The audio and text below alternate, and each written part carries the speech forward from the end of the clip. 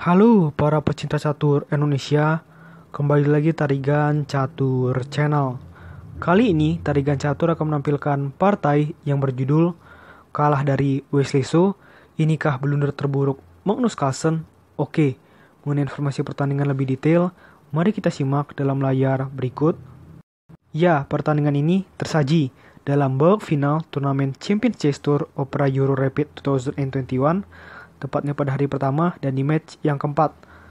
Kemenangan di match keempat ini membuat Wesley So menjadi imbang lagi ya, atau menjadi draw lagi skornya dengan Magnus Carlsen dengan skor 2-2 pada hari pertama. Dan ini membuka kembali peluang Wesley So untuk meraih gelar juara di dalam turnamen ini. Pertandingan ini berlangsung pada tanggal 14 Februari 2021 sekitar pukul 03.30 waktu Indonesia Barat dini hari.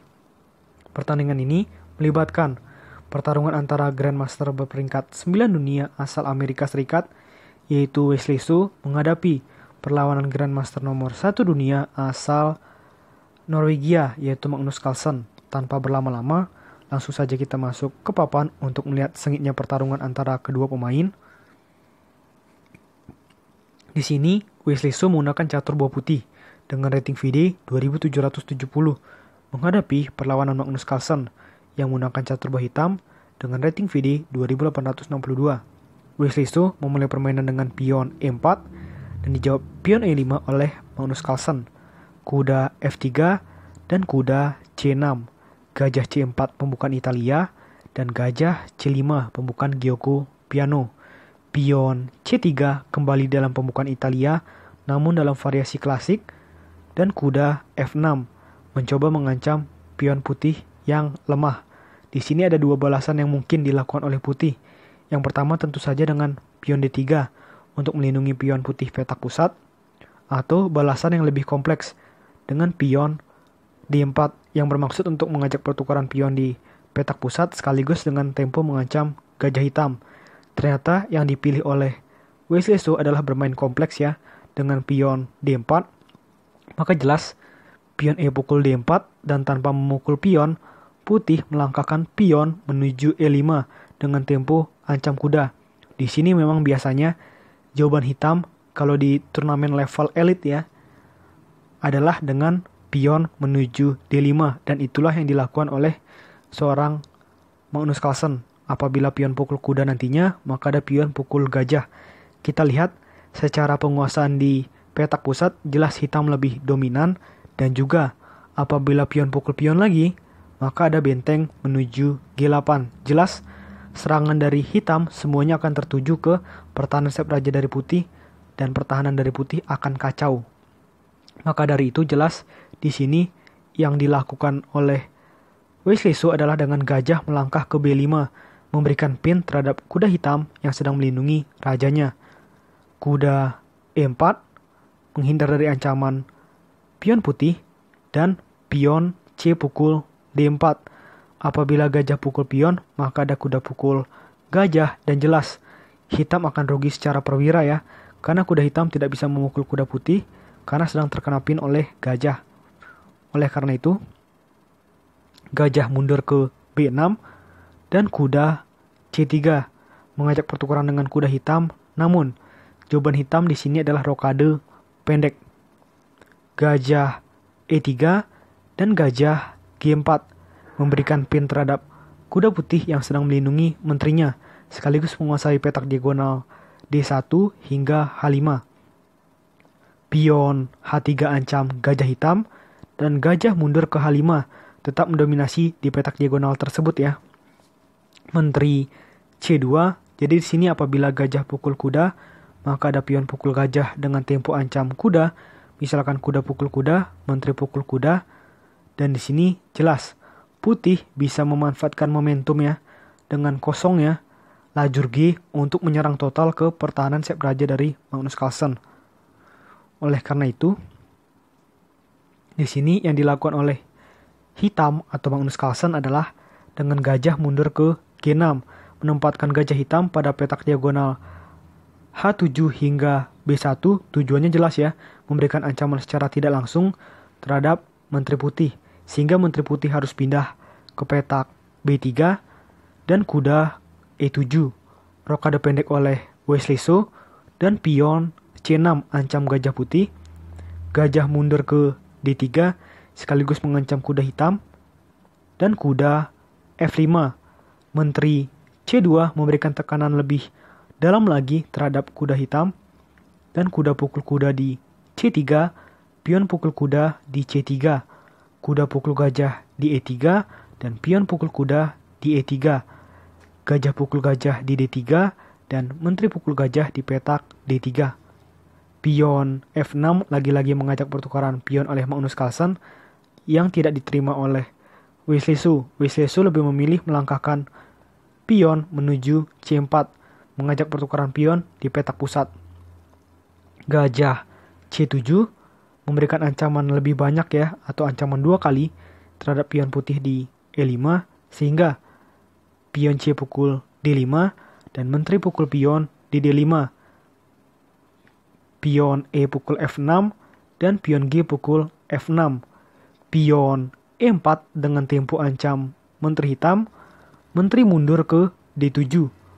Benteng A ke D1 menumpuk benteng dan menteri di satu lajur, yaitu lajur D. Benteng A menuju D8. Hal yang sama dilakukan oleh seorang Magnus Carlsen. Kuda H4 dan raja H8. Kuda F5 dan pion C5. Apabila pion pukul pion, maka jelas hitam atau Magnus Carlsen akan menang mudah ya. Karena ada menteri pukul menteri, benteng pukul menteri, dan benteng pukul benteng. Unggul benteng jelas membuat hitam akan menang mudah. Oleh karena itu, yang dilakukan oleh putih di sini adalah memajukan pionnya ya, dengan melangkah ke D5. Gajah E5, benteng B1, pion B6, dan menteri C4. Benteng F ke E8, raja H1, gajah D4, benteng F4. Di sini langkah kombinasi yang tak diduga-duga oleh Magnus Carlsen adalah dengan benteng pukul pion, dan jelas Wesley So harus menerima ya, dengan benteng pukul benteng dan menteri pukul kuda. Sebenarnya di dalam situasi seperti ini sama saja ya, situasinya tetap berimbang. Pertukaran satu pion dan satu kuda dengan satu benteng. Dan di sini jawaban dari Wesley So adalah dengan benteng menuju E1. Namun disinilah letak masalahnya. Jawaban dari Magnus Carlsen benar-benar blunder fatal di sini dengan benteng pukul pion di D5. Walaupun sebenarnya blunder fatal ini sangat dimaklumi karena memang hanya sedikit atau bahkan hanya satu jawaban yang terbaik di dalam posisi seperti ini. Jika di sini yang dilakukan oleh pemain hitam atau Magnus Carlsen adalah dengan menteri pukul pion, maka ini sama jeleknya, sama fatalnya. Karena ada benteng skak di E8 dan setelah benteng pukul benteng, misalkan benteng pukul benteng lagi skak, raja berpindah, jelas menteri pukul menteri. Kita lihat bagaimana satu menteri dan satu benteng hanya berhadapan dengan satu gajah. Itu lebih fatal lagi. Tapi langkah ini juga sangat fatal dengan benteng pukul pion. Karena di dalam situasi seperti ini, jawaban terbaik adalah jelas ya, seperti panah yang terlihat di papan, dengan gajah mundur ke E5, maka semuanya akan baik-baik saja, dan bisa jadi hitam memiliki chance untuk menang. Di sini setelah benteng pukul pion, maka Wesley So melihat peluang untuk menghabisi perlawanan Magnus Carlsen dengan benteng pindah ke G4, membuat raja hitam menjadi tidak bisa bergerak ya. Maka terpaksalah Magnus Carlsen melakukan langkah pion H5 dengan tempo ancam benteng putih. Tanpa menyelamatkan benteng, dilakukan langkah benteng skak di E8, raja H7, benteng skak lagi di E7, dan di sini raja pindah ke H8. Dan setelah putih melangkahkan menteri menuju C1, jelas Magnus Carlsen memilih resign untuk kalah ya di dalam permainan ini. Karena memang segala situasinya menjadi sangat sulit. Apabila hitam melakukan langkah pion pukul benteng sebagai langkah lanjutannya, maka ada menteri skak, raja berpindah, menteri skakmat. Menteri menutup juga menteri pukul menteri skakmat.